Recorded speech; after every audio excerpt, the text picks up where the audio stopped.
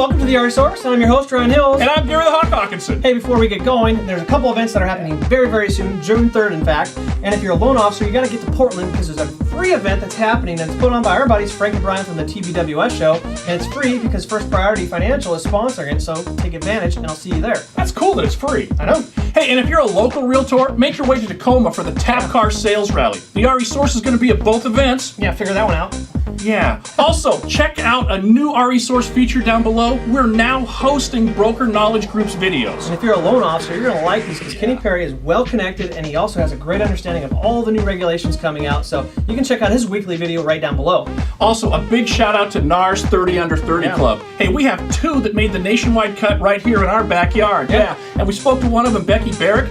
We asked her to share with us one thing she took away from the nationwide NAR conference, and her quote goes like this. Her quote was simply this: there's so much more business to be had right now. And I love it. I couldn't agree more. Hey, congrats to everyone that made the cut. Yeah. And you can check out the list and see if anybody happened to make it from your neck of the woods right down below.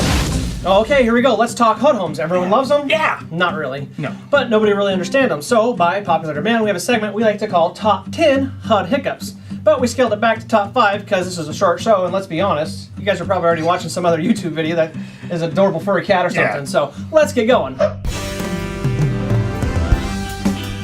Okay, ladies and gentlemen, here we go. Top 5 HUD Hiccups brought to you by the rest of the Resource team members. Here we go, number 5. If HUD is paying the closing cost must be reflected as a whole dollar amount, not a percentage. Don't just write in 3% of the sales price because that'll translate into $3. Big no-no here.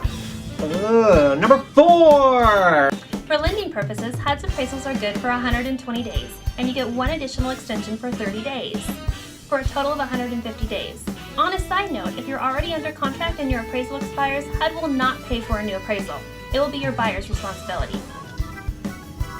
Number 3. HUD's cost to cure on escrow repair situations is not a bid that has been provided by a licensed contractor. It is simply the opinion of the person that appraised the house. Now, buyers, for your own good, get your own bid.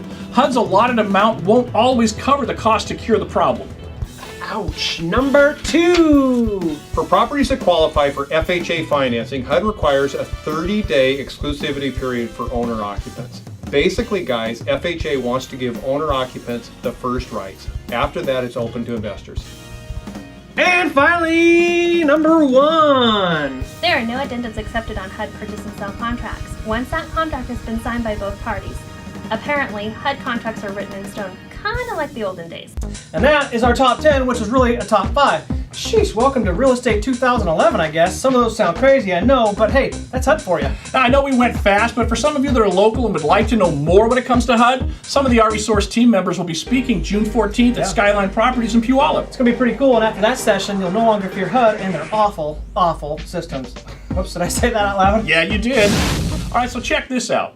New York Times just came out with this article. Yep. It's a little late to the party, but I guess better late than never. I guess. So the article talks about how the last 5 years have placed a lot of downward pressure on home values. Yeah. Here's a quote from the article.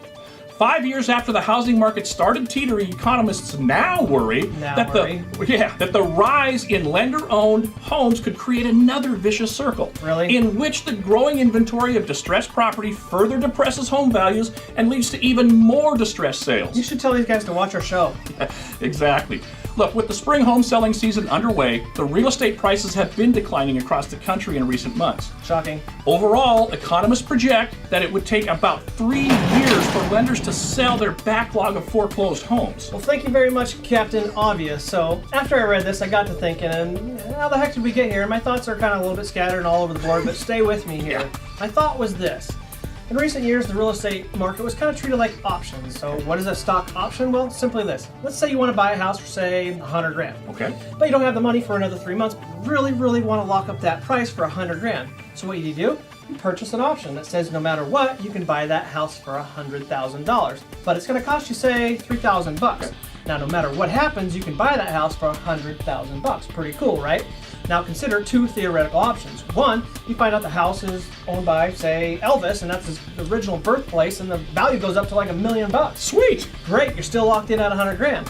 But the second option, let's say you find out that it was owned by Charles Manson, and there's a bunch of deaths there, and the value drops to next to nothing. Yeah. Well, you're still good too because you have the option to buy the house, Problem is, you lose the $3,000, but you're not stuck with Charlie Manson's house.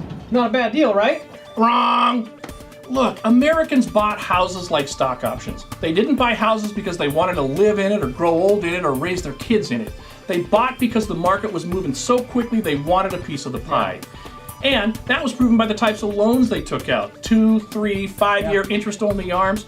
This wasn't a long-term goal or plan. These were short-term plans to capitalize on a hot market. They purchased the options to make money on the housing market, and when the market dropped, they let their options go. Except for in the real estate game, instead of losing $3,000 on their option, they lost their house and their credit. You see, the stakes are much higher in real estate. Why are we talking about this? Well, you should apply this knowledge to your current sales pitch. Sell the dream and the long-term aspect and stop trying to sell the market. It's crazy to still see real estate professionals selling the market saying, hey, buy this home because the market's going to come back next year. No, buy this home because it's a sound investment or it's a perfect place to raise your kids and grow old. Now what happens when you're wrong and the market doesn't recover as quickly as you thought and now you got egg on your face? Yeah, nobody likes egg on their face. No, they like it in their mouth. Real estate has always been a long-term investment. Stop fighting it and start embracing it. Now, the analogy may be outside the box a little bit, but it will help you explain better why we're here and why we got into this mess in the first place. History does serve a purpose. Use it to learn and use it to help others learn. Hey guys, before we go, don't forget about the 2 events June 3rd that are happening, the Portland Power Play and the Tacoma Tap Car Sales Rally. Now, the RE Source team is going to be split in half. I'll be in Portland with Frank and Brian. Gary and RC are going to be in Tacoma. So, we'll see you there. I am Ryan Hills. And I'm Gary the Hawk Hawkinson.